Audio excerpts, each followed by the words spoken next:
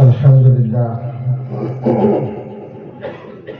الحمد لله وكفى وسلام على عباده الذين اصطفى أما بعد قال الله تبارك وتعالى والذين جاهدوا فينا لنهدينهم سبلنا إن الله لمع المحسنين صدق الله العلي العظيم قال النبي صلى الله عليه وسلم من خرج في طلب العلم فهو في سبيل الله حتى يرجع أو كما قال عليه الصلاة والسلام. الحمدللہ مدرسہ حضرت عمر بن خطاب رضی اللہ تعالی عنہ کے دامن میں جو کام ہو رہا ہے اس پر بہرحال بڑی خوشی ہوتی ہے اور گاہے بگاہے علماء کی اور دیگر رفقا اور احباب کی مجلسوں میں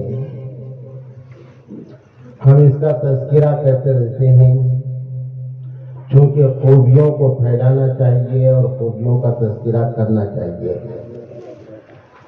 ہجوم میں ایک چہرہ ہے مدرسہ حضرت عمر بن خطاب رضی اللہ تعالی عنہ.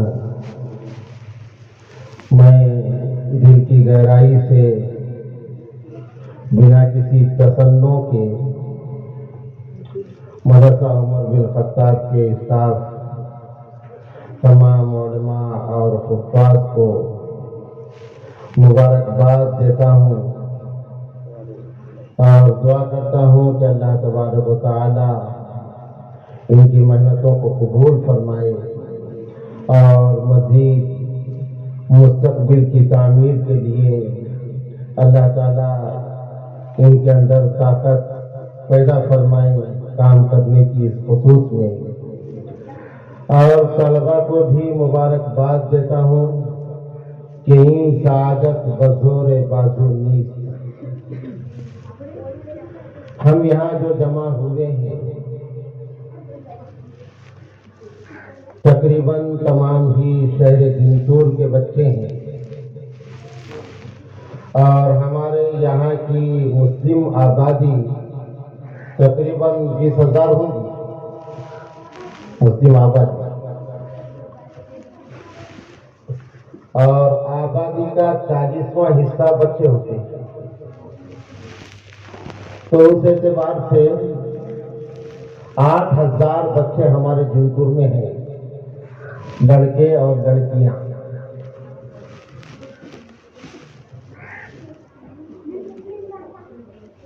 بہت غنیمت ہے موجودہ حالات کے تناظر میں ہمارے پاس جو کام ہو رہا ہے، لیکن بہت کم ہے حقیقت کے تناظر میں.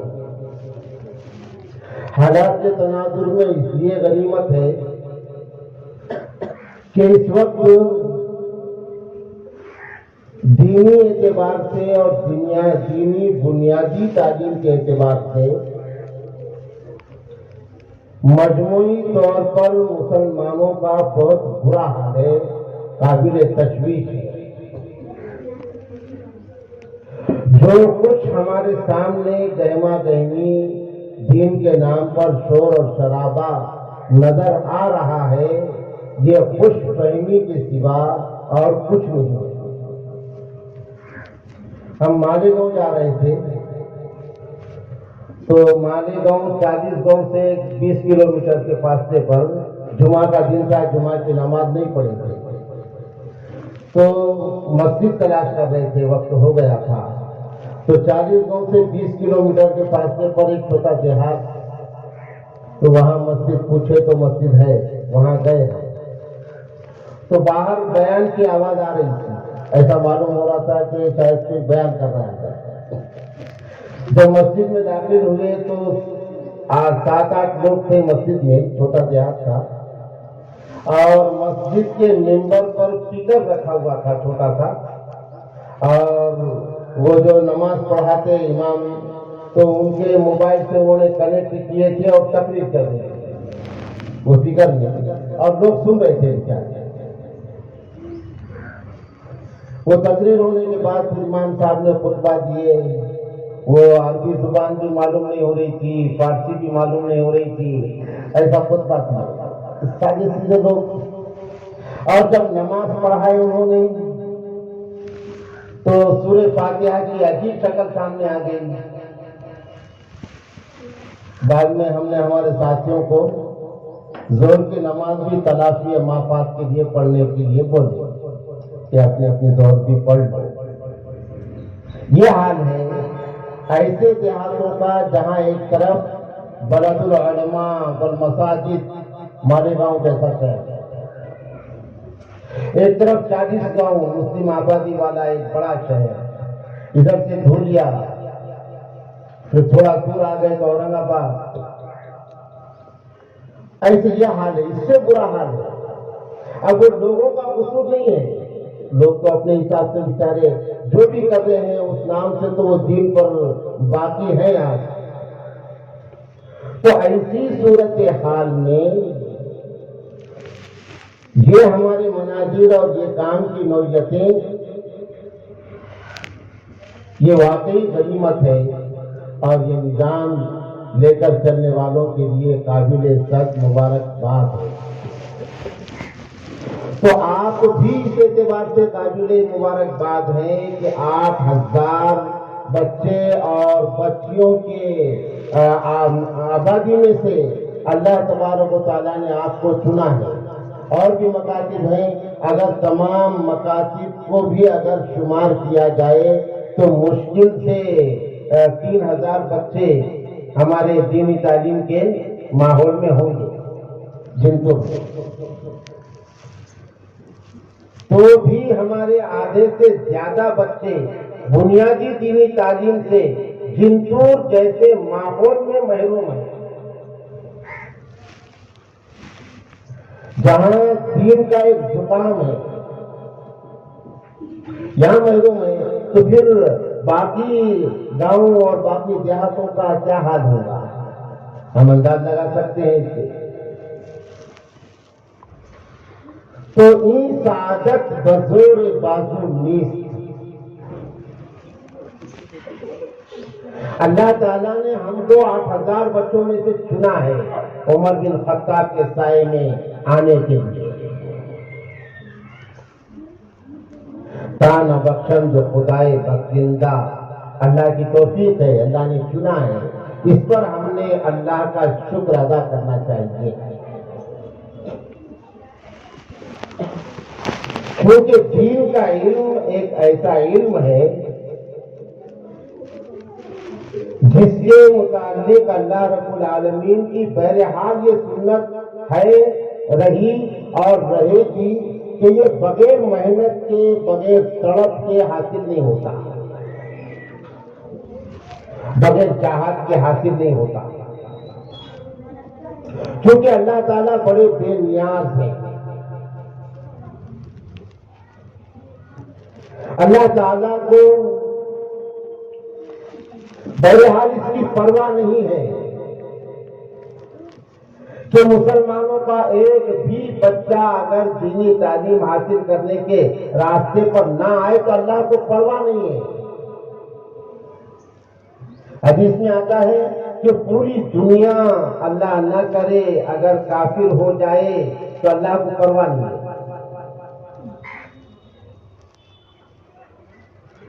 اور پوری دنیا سجدہ ریز ہو جائے تو بھی اللہ کی شان میں کوئی اضافہ ہونے والا نہیں ہے۔ اللہ بڑے بے نیاز ہے۔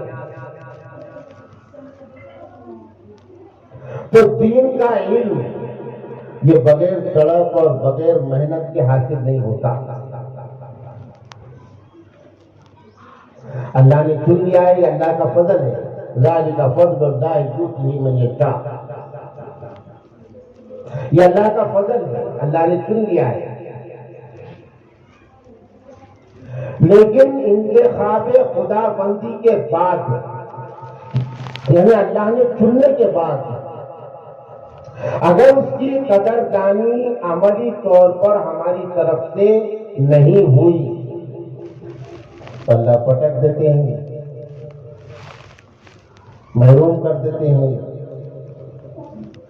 اور ناقدری کی بنیاد پر دینی مدرسہ اور دینی ادارے کا طالب علم جب محروم ہو جاتا ہے علم سے اور وہ اس دھارے سے نکل جاتا ہے تو اس کی پوری زندگی پریشانیوں میں گزرتی ہے، یہ ہم نے دیکھا ہے۔ یعنی وہ ناقدری کا عذاب پوری زندگی بھر وہ جھیلتا ہے، اور جو اس کی قدر کرتا ہے اللہ کے انتخاب کی، اللہ کے چننے کی، کہ اللہ نے ہم کو یہاں لایا ہے، یہ اتفاق نہیں ہے کہ ہم آ گئے، یہ اتفاق نہیں ہے کہ آپ کے ماں باپ نے یہاں شریک کر دیا۔ ان القلوب بین اصبع الرحمن، ساری دنیا کی انسانیت کے دل اللہ کے ہاتھ میں ہے، اللہ نے تمہارے ماں باپ کے دل میں ڈالا، ورنہ اور بھی بچے تھے ان کے بھی ماں باپ شریک کر سکتے تھے۔ یہ اتفاق نہیں ہے بلکہ یہ انتخاب ہے، اللہ رب العالمین نے بھیجا ہے، تم کو چنا ہے۔ لئن شکرتم لأزیدنکم، اللہ کے اس انتخاب کی اگر تم شکر ادا کریں گے، اس کی قدر کریں گے، تو اللہ تبارک و تعالی پھر تم کو دنیا کا امام بنائے گا۔ اللہ تبارک و تعالی اپنے دین کا، قرآن اور حدیث کا گہرا علم تم کو عطا فرمائے گا۔ مستقبل کے لیے مقام، علاقہ، صوبہ، ملک اور دنیا کے مسلمانوں کے واسطے اللہ تبارک و تعالی تم کو دینی قائد اور دینی راہبر بنائے گا۔ اللہ کی ذات سے یہ بعید نہیں ہے، اس لیے کہ اللہ رب العالمین کے پاس جو انتخاب ہوتا ہے اس کے لیے معیار وہ دنیا والوں کے جیسا، یعنی مال کا ہونا یا طاقت کا ہونا، ماں باپ کا بہت مالدار ہونا یا ماں باپ کا بہت اثر اور رسوخ والا ہونا، یہ معیار نہیں ہے۔ اللہ کی نوازش کے لیے جو معیار ہے وہ قدردانی ہے۔ قدردانی کا مطلب اللہ نے ہم کو چنا ہے، اب ہم جہاں ہیں وہاں کے نظام سے ہم مکمل طور پر مربوط ہو جائیں گے، کہاں کب کیا کرنا چاہیے اس سے ہم مکمل طور پر واقف ہو جائیں، یہ ہے قدردانی۔ موجودہ دور میں بلکہ گزشتہ کئی سالوں سے، تقریباً ایک صدی سے، حصول علم کا راستہ یہ طے کرنا بڑا آسان ہو گیا، علم حاصل کرنا، بڑی سہولتیں ہو گئی، بہت سہولتیں ہو گئی،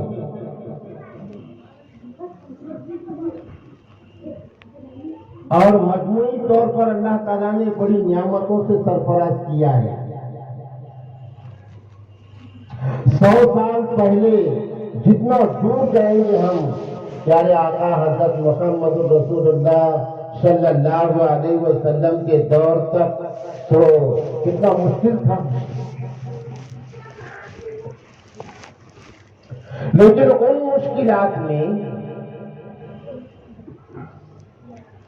مسلمانوں نے علم حاصل کیا ہے، قربانیاں دی، محنتیں کی،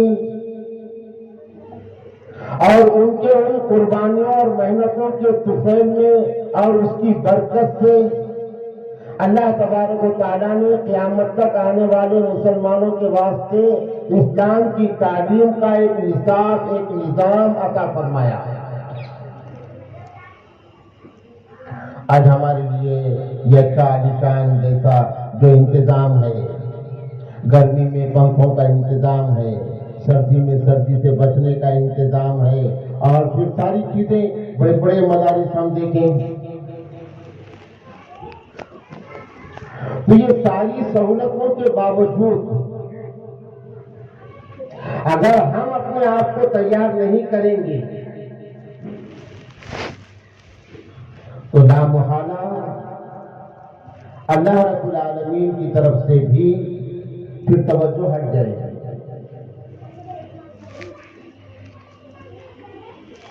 پہلے کتنا مشکل تھا اور کیسی تڑپ تھی، وہ ایک واقعے کے ذریعے سے میں بتاتا ہوں کہ حضرت امام احمد بن حنبل رحمہ اللہ، کون کون جانتا ہے امام صاحب کو؟ کسی نے کون کون نام سنا امام احمد بن حنبل کا؟ ایک دو تین، ماشاء اللہ، کھڑے رہو بیٹے، یہ ہاں کھڑے رہو۔ امام احمد بن حنبل کون تھے؟ بولو جو تم کو معلوم ہے وہ۔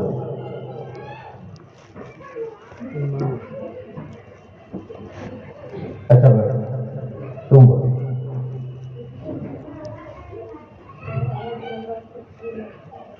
تیسرے امام، شاباش۔ اور پورے امام کتنے ہیں؟ 4۔ بس انہوں نے جواب صحیح دیا۔ یہ بھی ایک جواب ہے ہمارے سوال کا کہ امام احمد بن حنبل کون تھے، تو انہوں نے جواب دیا کہ وہ تیسرے امام تھے۔ 4 امام ہیں فقہ کے، 4 مسلک ہیں، اس میں سے ایک امام احمد بن حنبل۔ حضرت امام احمد بن حنبل رحمہ اللہ اسلام کی تاریخ کے بڑے مجاہد عالم دین گزرے ہیں، اور علماء کے لیے حوصلہ، عزیمت اور ہمت کا سبق ہے امام احمد بن حنبل۔ وہ حافظ حدیث تھے، جیسے قرآن کے حافظ ہوتے ہیں نا، ویسا حدیث کے بھی حافظ ہوتے ہیں۔ کسی کو معلوم ہے حافظ حدیث کس کو کہتے ہیں؟ حافظ حدیث جس کو 3 لاکھ حدیثیں سند کے ساتھ میں یاد ہو، سند کے ساتھ بھی کالا حدثنا، مطلب یہ کہ ہم نے حدیث جن سے سیکھا ان کے نام سے لے کر حضور پاک صلی اللہ علیہ وسلم تک پورا شجرا، ایسی 3 لاکھ حدیثیں جس کو یاد ہو اس کو حافظ حدیث کہتے ہیں۔ آج بھی دنیا میں ایسے لوگ ہیں، یہ دنیا خالی نہیں ہے، آج بھی ایسے خوش نصیب اور ایسے علماء کرام ہماری دنیا میں ہیں، اور یہ علم حدیث کا معجزہ ہے۔ یہ دنیا کبھی بھی ایسے لوگوں سے خالی نہیں رہے گی۔ یہ صحیح ہے کہ کم ہو گئے اور کمی بہت زیادہ ہو گئی، یہ بھی صحیح ہے۔ تو حضرت امام احمد بن حنبل رحمہ اللہ، ان کا بہت بڑا ادارہ تھا بغداد شریف میں، اور بغداد یہ اس وقت کا علمی مرکز تھا۔ ایک زمانے میں اللہ نے بغداد کو تمام علماء اور طلباء کے لیے مرجع بنا دیا تھا، بڑے ادارے تھے وہاں۔ حضرت امام صاحب کا بھی ادارہ تھا، یہ حضرت امام احمد بن حنبل کا۔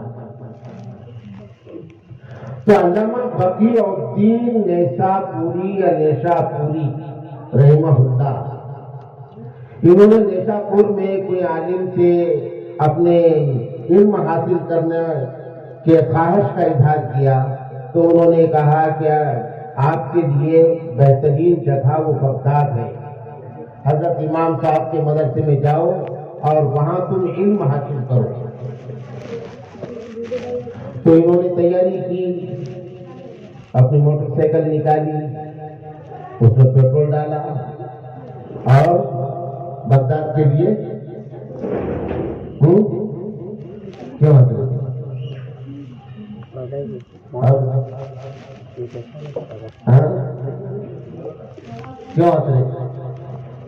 بولو، ہنسی کی وجہ بولو، وہ تمہارا علم ہے. تو وہ موٹر سائیکل پہ کہاں گئے؟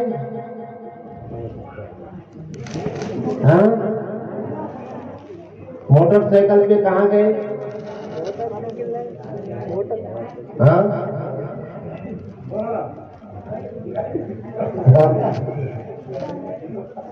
نہیں تھی، یہ تو بول رہے تھے بغداد گئے موٹر سائیکل پہ.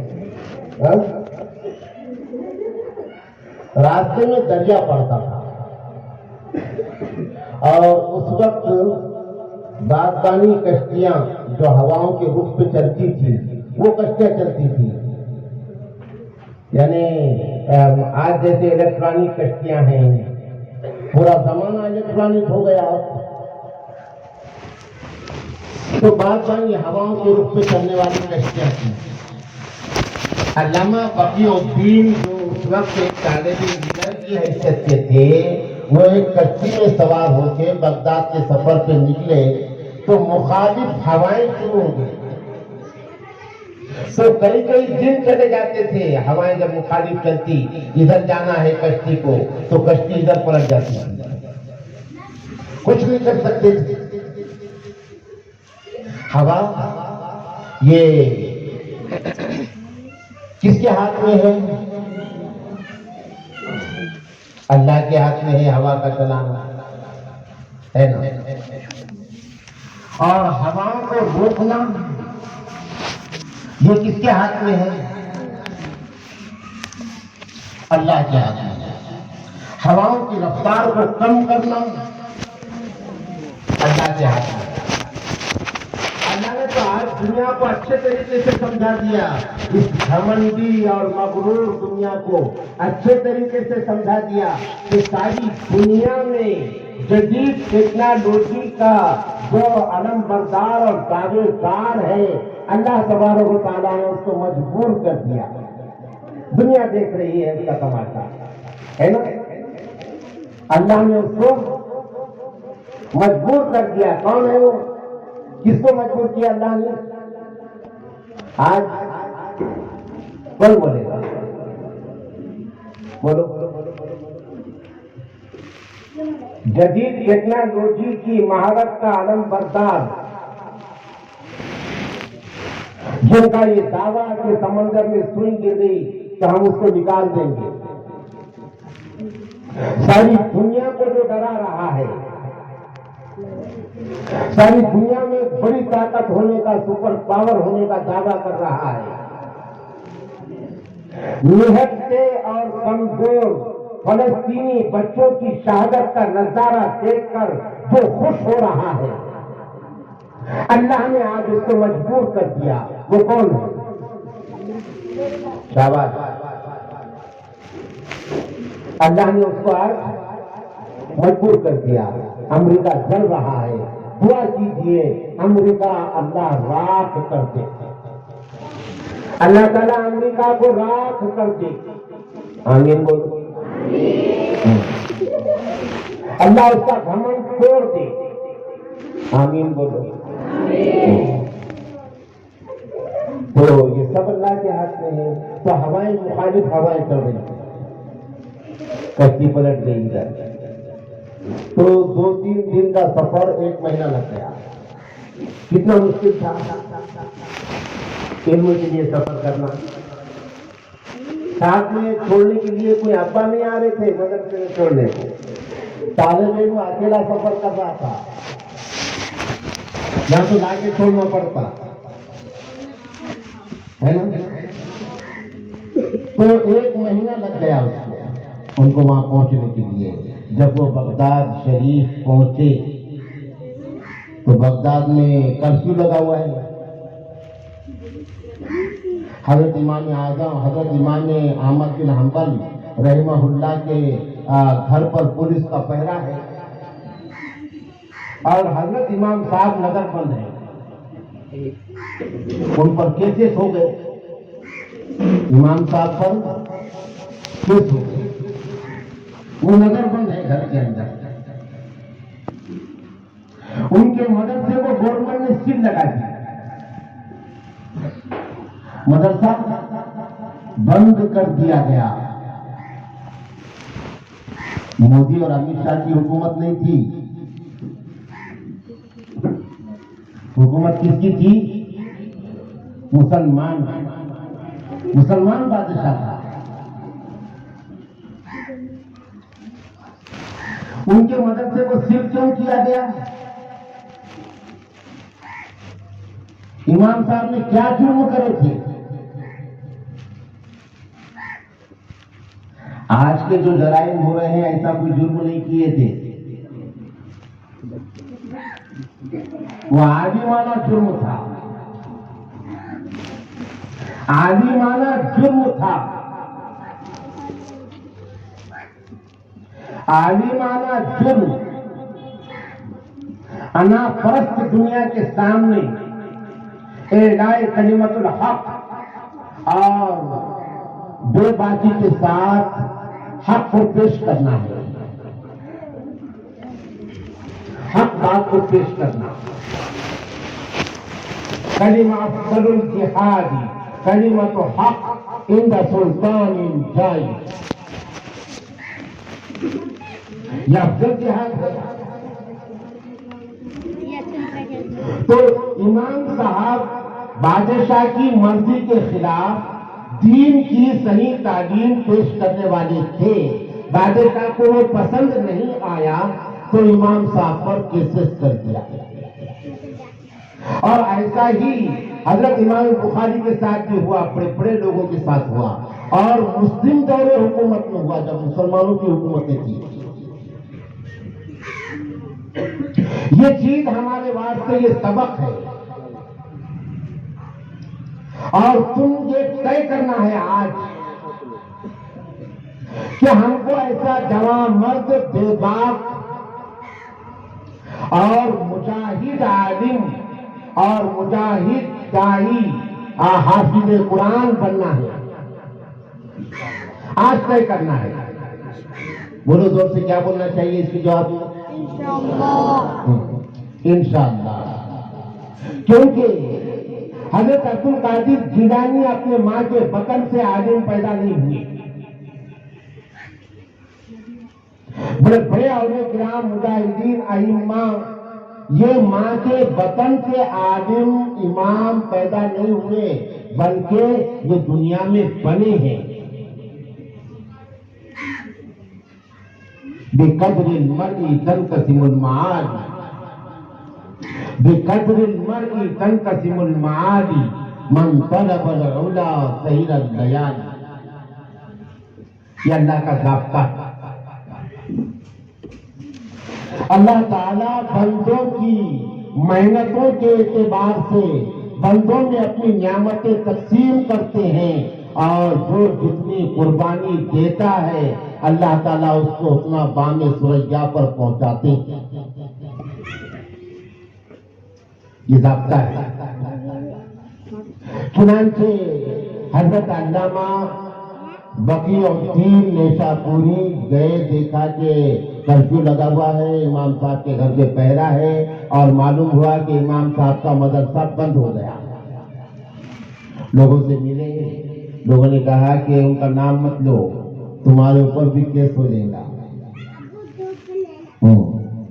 کیسا جیسا ہمارے یہاں پہلے الیکشن ہوئے اور نتیجے مخالف آ گئے تو ہم ڈرنے لگ گئے, ہم ڈرنے لگ گئے. مطلب عوام نہیں, ہم ڈرنے لگ گئے, ہم وقت کے ساتھ کہنے لگ گئے. تو میں نے سوچا کہ معمولی واقعہ ہوا تو اتنا ڈر, دجال نکلے گا تو کیا کریں گے, کیا کریں گے. بیٹھ ہو جائیں گے اس کے ہاتھ پر؟ نہیں. یعنی عالم متاثر نہیں ہوتا حالات سے، اور عالم جو بھی کرتا ہے وہ اللہ کے لیے کرتا ہے. ضروری نہیں ہے کہ عالم جو کرے اس کا نتیجہ اس کے مرضی کے مطابق آئے، اس کو ثواب مل جائے گا اگر اس کے اندر اخلاص ہے تو، جو اللہ کے لیے کر رہا ہے. تو حضرت امام احمد بن حنبل نے سیاست کیے تھے، عبادت نہیں تھی. اگر وہ تہجد پڑھتے اپنے گھر کے کونے میں تو ان کا مدرسہ سر نہیں ہوتا تھا. اگر وہ ذکر کی مجلس دیتے یا تسبیح کرتے بیٹھتے تو ان کا مدرسہ سر نہیں ہوتا تھا، ان پر حالات نہیں آتے تھے. لیکن عالم مجاہد ہوتا ہے، عبادت کرنا تو اس کا امتیاز ہوتا ہے لیکن وہ مجاہد ہوتا ہے. ہوا کے ساتھ نہیں، ہوا کے رخ کو موڑنے کی وہ کوشش کرتا ہے. بہرحال لوگوں نے کہا کہ آپ ان کا نام مت لو ورنہ تم کو بھی اندر ڈال دیں گے. کہا کہ ٹھیک ہے، ان کا گھر تو بتاؤ مجھے. کسی سے کہا کہ ٹھیک ہے لیکن میں ہاتھ سے اشارہ نہیں کروں گا کہ یہ ان کا گھر ہے. ہاتھ سے اشارہ نہیں کروں گا ورنہ میں بھی اندر چلا جاؤں گا. اتنا سخت ماحول. چلیں گے ساتھ میں. جب ان کا مکان نزدیک آئے گا تم نے میری طرف دیکھتے رہنا، میں آنکھ کے اشارے سے بتا دوں گا. یہ ایسا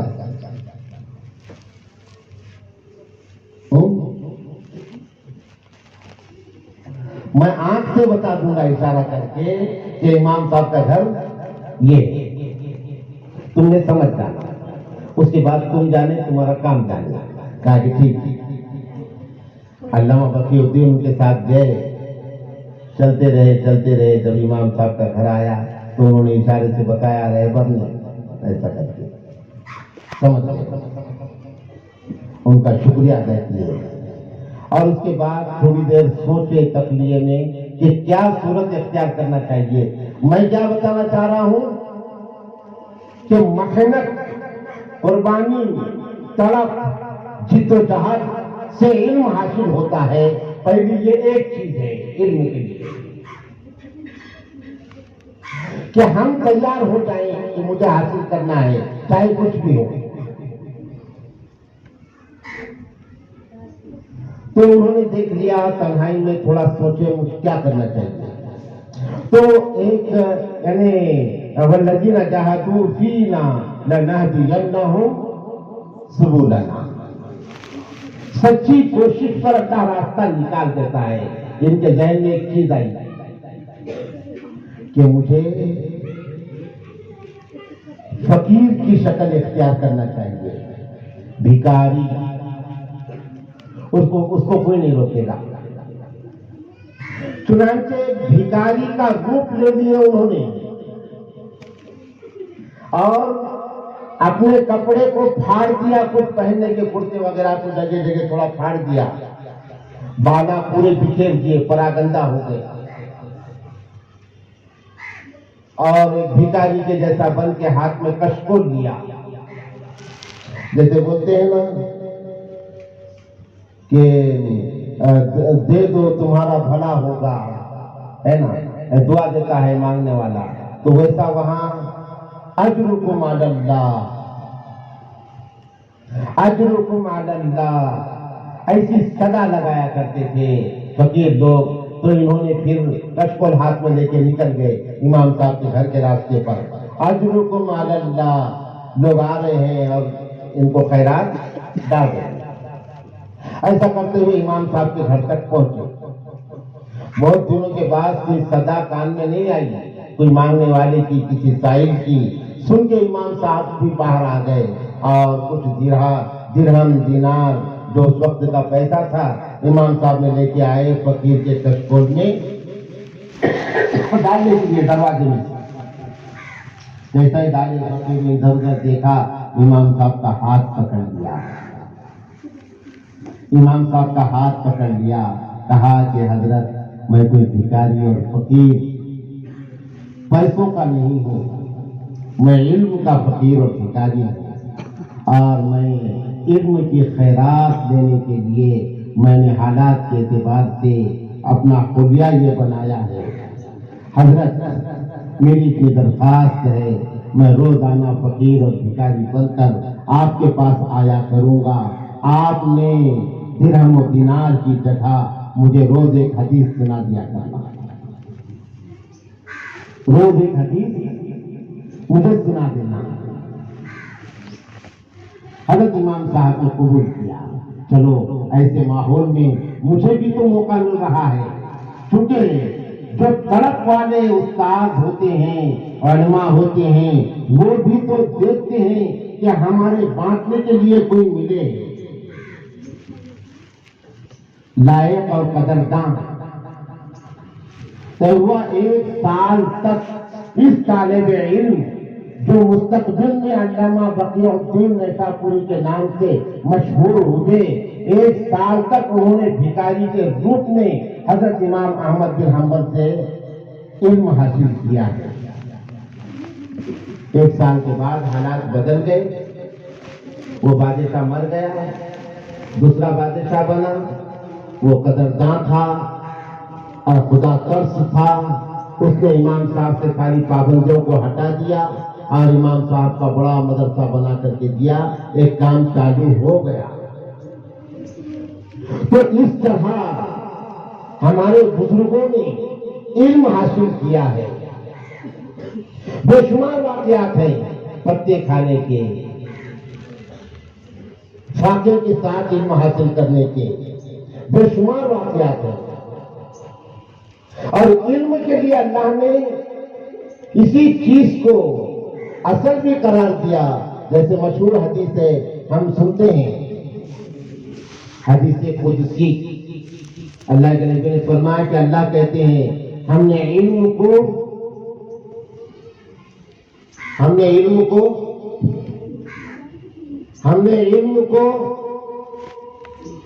بھوک میں چھپا رکھا ہے۔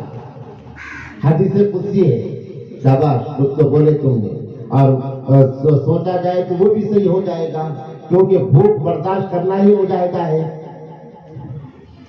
ہم نے علم کو بھوک میں چھپا رکھا ہے، لوگ اسے سیری میں تلاش کرتے ہیں، اچھا کھانے پینے رہنے سہنے میں، بھلا وہ کیسے پائیں گے؟ تو ہمارے جتنے اکابرین ہیں ان کی پڑھنا چاہیے، بزرگوں کے واقعات کو بھی پڑھنا چاہیے، ان کا بڑے مجاہدوں والی زندگی، تو یہ ایک چیز ہے علم کے حاصل کرنے کی۔ تو سب انشاءاللہ اپنے آپ کو محنت پر ڈالیں گے، محنت کریں، محنت میں وقت پر پابندی سے مدرسہ آنا، اپنے گھر کے لیے جو کام دیا گیا تعلیم کا وہ اپنے گھر پہ کرنا، اپنے اسباب پر محنت کرنا، پڑھنے اور لکھنے کے اپنے پورے کام کرنا، یہ سب کریں گے انشاءاللہ۔ دوسری چیز وہ ہے ادب۔ دوسری چیز کیا ہے؟ ادب۔ ادب ایک ایسا لفظ ہے جو ہماری پورے معاشرت کے پر منحصر ہے، معاشرتی زندگی پر منحصر ہے، لیکن مدرسوں کے ماحول میں اساتذہ کا ادب، دینی مدارس میں پہلے سے بھی ہمارے یہ تہذیب رہی کہ طلبا اپنے اساتذہ کے سامنے مکمل طور پر سرنڈر رہتے ہیں، خم ہے سرے تسلیم جو مزاج یار میں آئے، ورنہ نہ تربیت ہوتی نہ تعلیم ہوتی۔ مردہ پاک کب ہوتا ہے؟ غسل دیتے ہیں نا مردے کو، تو غسل دیتے وقت اگر کوئی ایک ہاتھ ہٹا کے اس کو مر رہا ہے تو مردہ یوں کرتا کہ ہاتھ کو جیسا کیے ویسا ہوتا ہے، ایسا کروٹ دے رہے ہیں ادھر دھو رہے ہیں، ایسا کروٹ دے رہے ہیں ادھر دھو رہے ہیں، ہے نا؟ تو مثال ہے فارسی کی کہ مردہ بدست زندہ، مردہ بدست زندہ تو وہ پاک ہو جائے گا۔ ایسا ہی دینی مدارس میں طلباء طالبات اپنے آپ کو تعلیم اور تربیت کے لیے استاد کے مرضی پر ڈال دیں تو وہ طالب علم بن جاتا ہے، وہ نکھر جاتا ہے۔ استاد کے خلاف جانا تو دور کی بات ہے، اس کی مرضی کے خلاف بھی نہیں کرنا۔ ہمارے بزرگوں میں تو بڑا ادب تھا، جو ہمارے رہنما ہمارے لیے نمونے ہیں۔ ایک مرتبہ حضرت امام اعظم ابو حنیفہ رحمۃ اللہ علیہ کوئی باغ میں اپنا بچوں کو پڑھا رہے تھے، اس میں حضرت امام ابو یوسف بھی تھے۔ کون ہے امام ابو یوسف اور ان کے ساتھی کون ہے معلوم ہے کسی کو؟ امام ابو یوسف کے مشہور ساتھی امام محمد، ان کے مشہور ساتھی۔ تو امام ابو یوسف بھی تھے وہ درس میں، اس وقت امام صاحب پڑھا رہے تھے، اتنے میں باغ کے دوسرے جانب کچھ بچے کھیل رہے تھے، تو گیند کھیل رہے تھے، وہ گیند اچھلتا ہوا ادھر آیا جہاں کلاس چل رہی تھی۔ ایک بچہ دوڑتا ہوا آیا اس گیند گرانے کے لیے، وہ بچہ آ رہا تھا، امام صاحب نے دیکھے تو امام صاحب کھڑے ہو گئے جگہ پہ۔ امام صاحب کیا ہو گئے؟ کون؟ ہاں، امام اعظم کا نام کس کو معلوم ہے؟ شاباش۔ اور کون ہے؟ ہاں بولو بیٹے، شاباش۔ حضرت نعمان بن ثابت لقب ہے امام اعظم، کنیت ہے ابو حنیفہ، ہے نا؟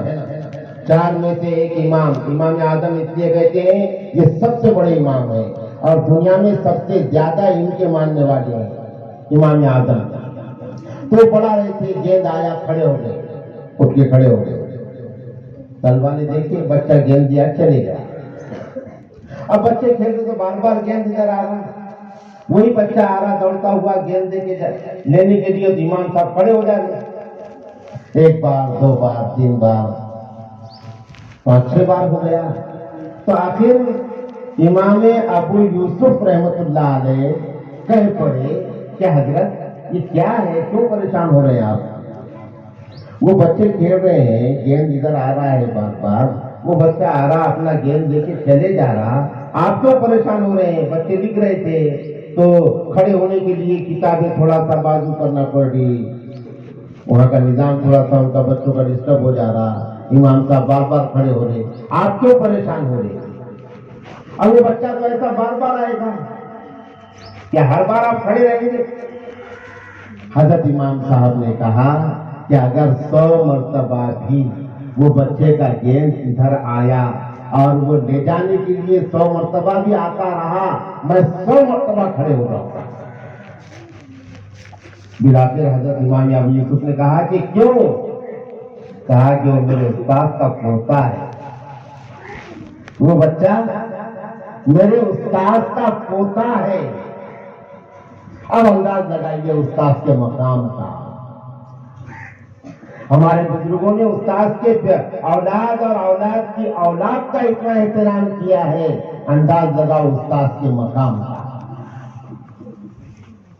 مختصر یہ کہ آپ تمام اساتذہ کا ادب تو کرتے ہوں گے، نہیں کرتے میں یہ نہیں کہہ رہا ہوں، لیکن یہاں سے اور زیادہ ادب کریں گے انشاءاللہ۔